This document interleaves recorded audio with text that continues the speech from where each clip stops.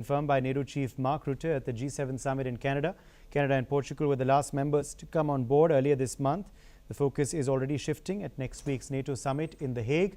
Leaders will be discussing a more ambitious goal, a 5% GDP target, split between core defense and broader security investments.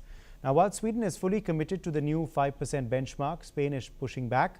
Prime Minister Pedro Sánchez has labelled the target unreasonable and counterproductive for his country, signalling early divisions within the alliance ahead of the summit. The coming days will be crucial as NATO tries to balance military readiness with economic realities.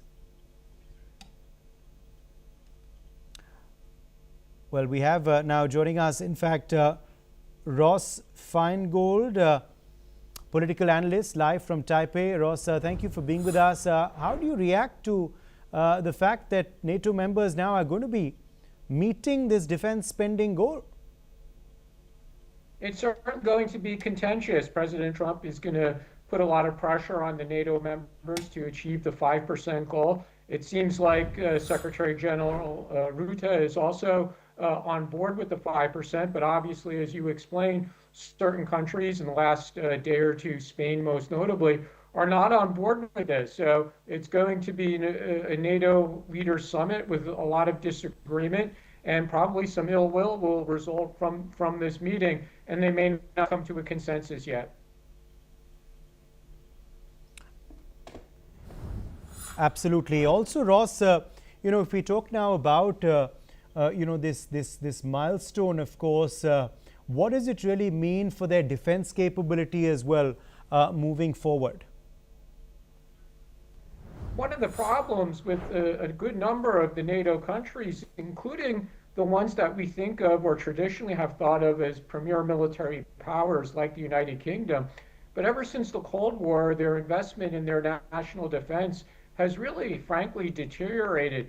And it would be very difficult for a number of the European militaries, including the major powers like the UK or France, to fight a war, whether that was a land war or a sea war or an air war. And we see how difficult it is, how long it takes for them to provide aid to Ukraine simply because they didn't even have weapons or ammunition in their own inventory. And then when they were asked to give some of it up to Ukraine, they're worried about how to replace it.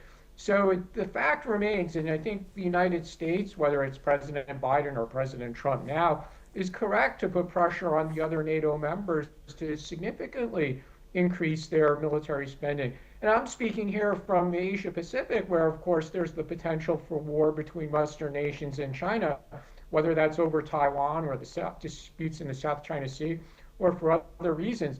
But at the moment, there's no European country that really could assist the United States if there was a war in the Indo-Pacific region. So we're back to that core point, which is for the European countries, the NATO members, to significantly increase their national defense spending. Ross, this goal has been met. Now it seems that NATO is going to set another goal, 5%. However, they're not enough takers, it seems, for that. Spain and a couple of other countries may actually be opposed to that new goal. That's right. That's why I said this meeting might be contentious and it might fail to reach a consensus.